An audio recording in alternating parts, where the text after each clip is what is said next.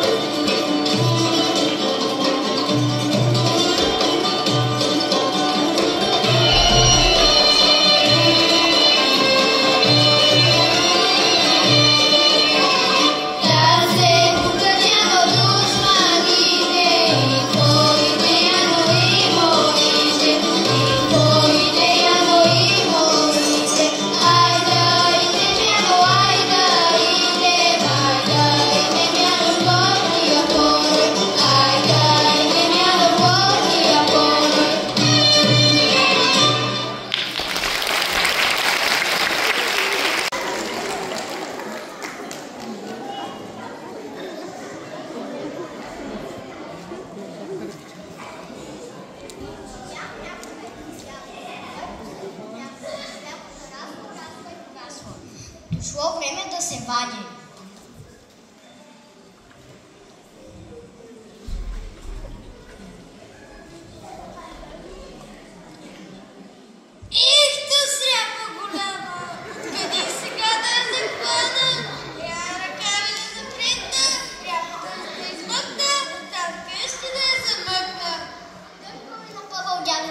Но ряпата се не поплащала. Тогава решил да извика на помощ бабата. Бабо! Бабо!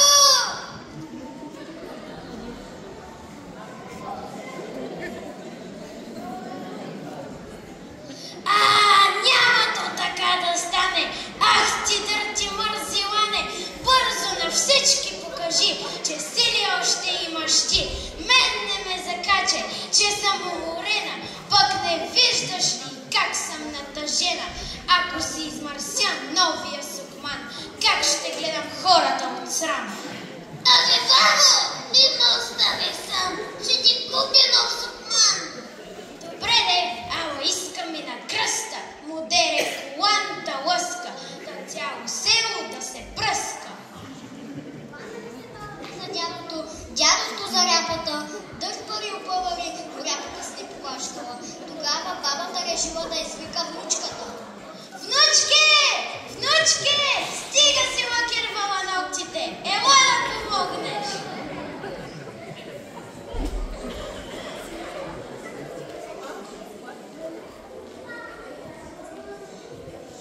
Представ си, нали уж този ден за почивка беше отреден. Аз тинейджърка съм вече, не е шега това човече. Обичам късите поли и модерната музика да ефти. Пред телевизора да стоя по пижама, а вие с баба си дърпате двама. Ти стойте, иначе нямат край.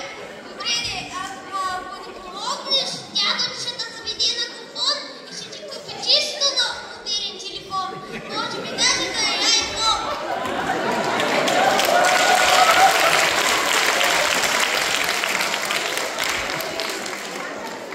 За бабата за дядото за ряпата. Дъх пари опъвали, но ряпата се не поплащала. Тогава внучката повикала Писана. Писана! Писана!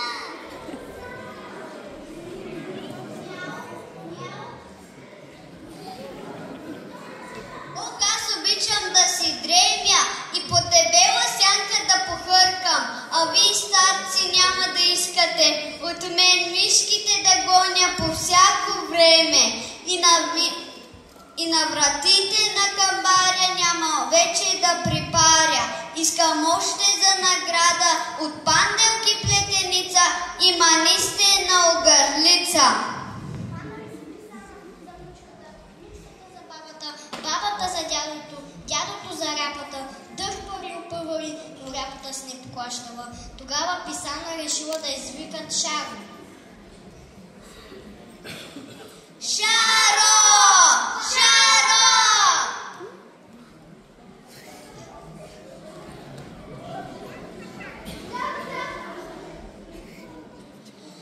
Дядо съм най-верен другар, но все през мен минава, пък то така не става. Взел таз по пара да ме прималя.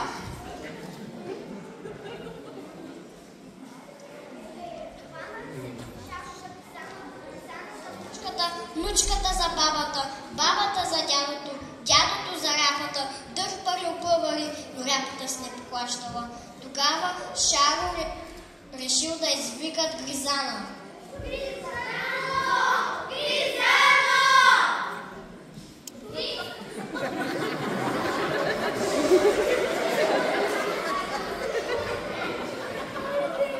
Шаро, ти нали си голям супермен? А сега искаш помощ от мен. Да, но името не ми е Гризана, за да извадим тази сряпа от голяма. Не искам за отплата сирене в долапа.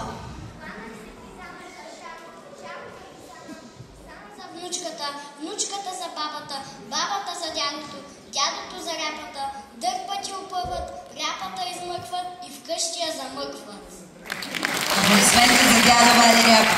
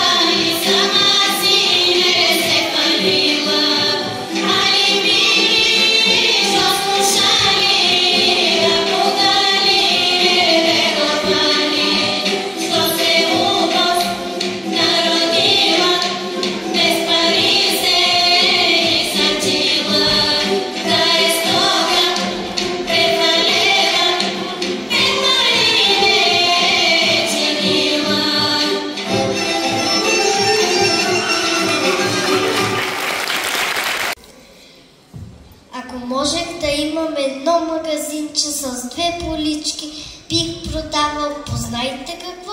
Надежда, надежда за всички. Купете с отстъпка за вас, всеки трябва надежда да има.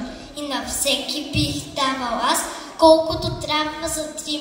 А на този, който няма пари и само отвънка поглежда, бих му давал без да плаща дори всичката своя надежда.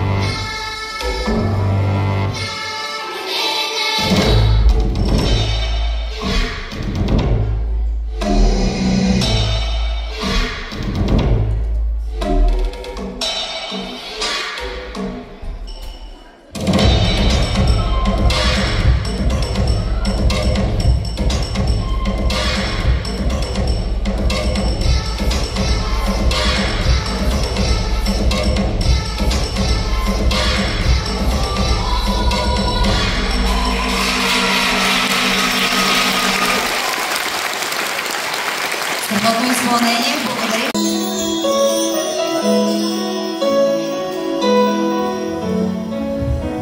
Щастието можеш да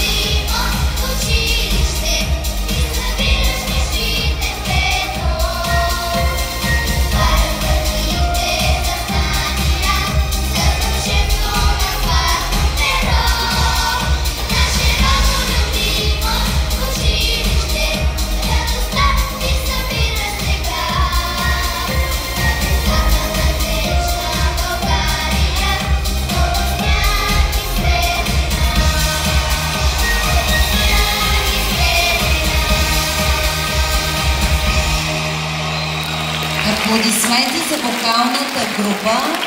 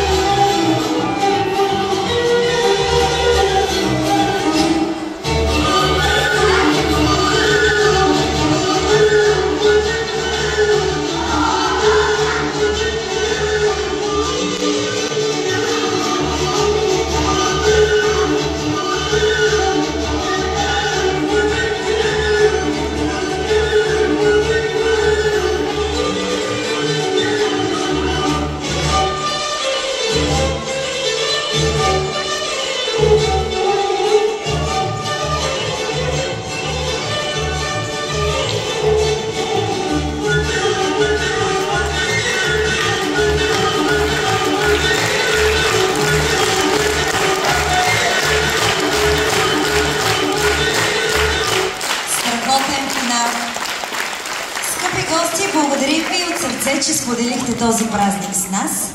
Но преди да сложа наистина финал, искам да поканя на сцената госпожа Даниела Маринова, заместник областен управител на град Габрово, която има специално послание към всички деца днес.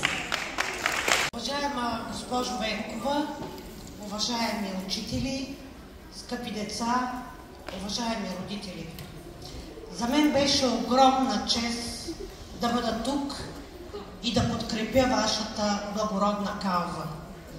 Да видя с очите си как добротата и усилията на вашето училище се превърнаха в празник. И този празник е много специален, тъй като той има една важна мисия – да правите добро, да подавате ръка на хора, които имат нужда, на училището за приложни изкуства в Трявна, което пострада при пожар. И повярвайте, това училище не е само сграда, то е дом. Дом за таланти, дом за творци, вдъхновение. Благодаря ви за прекрасната кауза.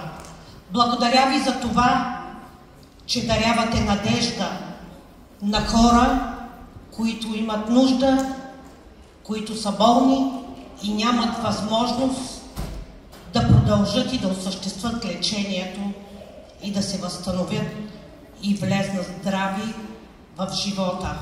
Скъпи деца, благотворителността е сила, която отваря сърцата ни и ни кара да вярваме, че можем да постигнем всичко. Няма по-прекрасно нещо от това да правите добро. И вие го направихте тук и сега. Благодаря ви за това. С вашите танци, песни и вашия талант вие доказахте, че може да не сте толкова големи, може да сте малки, но имате големи сърца.